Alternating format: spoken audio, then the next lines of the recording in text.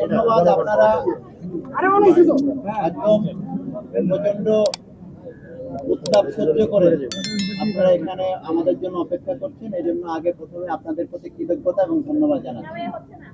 প্রিয় সাংবাদিক উপস্থিতবৃন্দ, আপনারা অবগত আছেন, আপনারা জানেন যে আমরা বাংলাদেশ জাতীয়তাবাদী ছাত্রদল দীর্ঘ এক ফ্যাসিবাদী লড়াই সংগ্রামের মধ্য দিয়ে 2024 সালের জুলাই আগস্ট ঐতিহাসিক ছাত্র জনতার গণ অভ্যুত্থান সফল হওয়ার মাধ্যমে আমরা যে মুক্ত মত প্রকাশের স্বাধীনতা, বাক স্বাধীনতা এবং এদেশের জনগণের যে গণতান্ত্রিক অধিকার,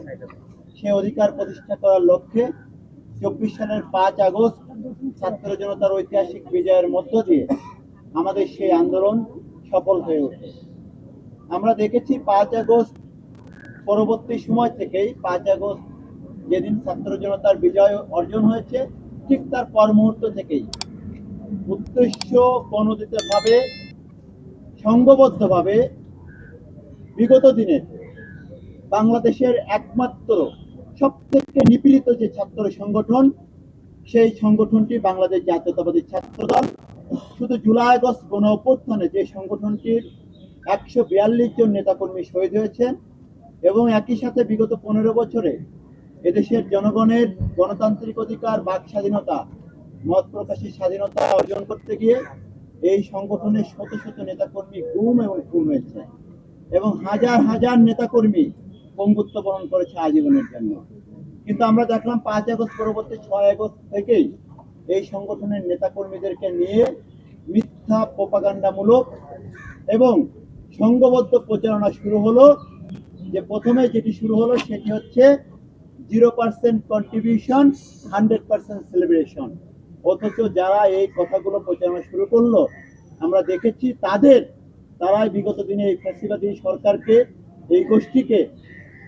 তারাই কিন্তু এই ক্ষমতাকে দীর্ঘায়িত করার জন্য হলে হলে এবং বাংলাদেশের প্রতিটি প্রতিষ্ঠানে তাদেরকে নীরব সমর্থন এবং এমনকি তাদের সহযোগী হিসেবে, তাদের এই সকল অবৈধ কর্মের সহযোগী হিসেবে তারা কাজ করেছে। অথচ তারাই 5 আগস্ট পরবর্তী সময় থেকে শুরু করলো। আমরা যে নতুন ধারার ইতিবাচক ছাত্র রাজনীতি শুরু করেছিলাম, এই গেস্ট রুম, গণরুম, ছাত্রলীগের যত অপরাজনীতি ছিল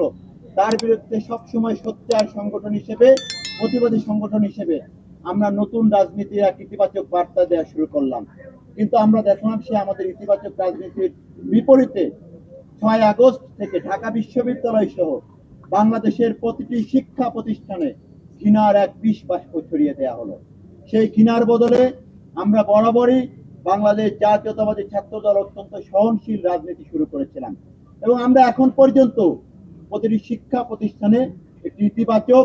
সহনশীল রাজনীতি কিভাবে বিনির্মাণ করা যায় সেই লক্ষ্যে কিন্তু আমরা কাজ করছি। কিন্তু আমরা দেখলাম তার বিপরীতে ক্রমাগত মিথ্যা এবং প্রোপাগান্ডামূলক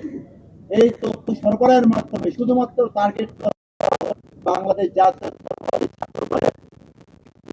এবং বিশেষ করে বাংলাদেশ জাতীয়তাবাদী ছাত্রদলের সাংগঠনিক অভিভাবক জিয়া পরিবারের মাননীয় প্রধানমন্ত্রী জনাব তারেক রহমান এবং তার যে পরিবার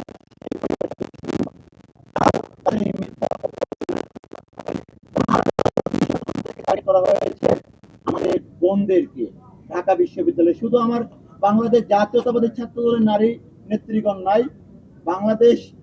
ঢাকা বিশ্ববিদ্যালয়ের অপরাপর যত ছাত্র সংগঠন রয়েছে সকল ছাত্র সংগঠন, এমনকি জুলাই আগস্ট গণ অভ্যুত্থানের এই ক্যাম্পাসে যারা পরিচিত মুখ, তাদেরকেও টার্গেট করে করে বিভিন্ন ধরনের অপতথ্য কিন্তু ছড়ানো হয়েছে। তার বিপরীতে আমরা কিন্তু ইতিবাচক বার্তা দেওয়ার চেষ্টা করেছি এবং এই যে দীর্ঘ প্রায় 2 বছর ধরে যে ঘৃণার বিষ বাষ্প এই ক্যাম্পাসে ছড়ানো হয়েছে, আমরা দেখেছি সাধারণ শিক্ষার্থীদের মধ্যে এই বিষয়গুলো নিয়ে কিন্তু ব্যাপক ক্ষোভ তৈরি হয়েছে এবং 12ই ফেব্রুয়ারি আমাদের দীর্ঘদিনের যে কাঙ্ক্ষিত সাধারণ নির্বাচন, এদেশের যে বৃহৎ তরুণ প্রজন্ম যারা তাদের ভোট প্রদান করতে পারেনি, 12ই ফেব্রুয়ারি কিন্তু তারা তাদের মতামত, তাদের ভোট প্রদানের মাধ্যমে বাংলাদেশে যে গণতান্ত্রিক সরকার যাত্রা শুরু করেছে, সেই সরকারের যাত্রা শুরু হওয়ার পরে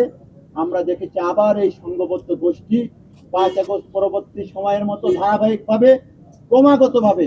এই সরকারের প্রধান এবং তার পরিবারের সদস্যবৃন্দকে নিয়ে ক্রমাগতভাবে বিকৃত ভাষায়, মানসিক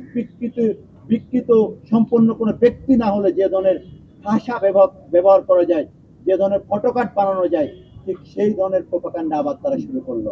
এবং সব থেকে দুঃখের এবং অনুতাপের বিষয় হচ্ছে ঢাকা বিশ্ববিদ্যালয়ের শিক্ষার্থী হিসেবে এই মিথ্যা প্রোপাগান্ডামূলক যে রাজনীতি, এই রাজনীতির যারা পৃষ্ঠপোষক এবং যারা এর পিছনে অর্থের যোগানদাতা, শক্তিদাতা, আমরা দেখেছি কিছুদিন আগে এরা হচ্ছে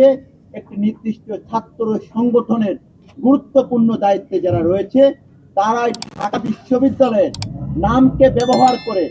বিভিন্ন পেজের মাধ্যমে, সামাজিক যোগাযোগ মাধ্যমে কিন্তু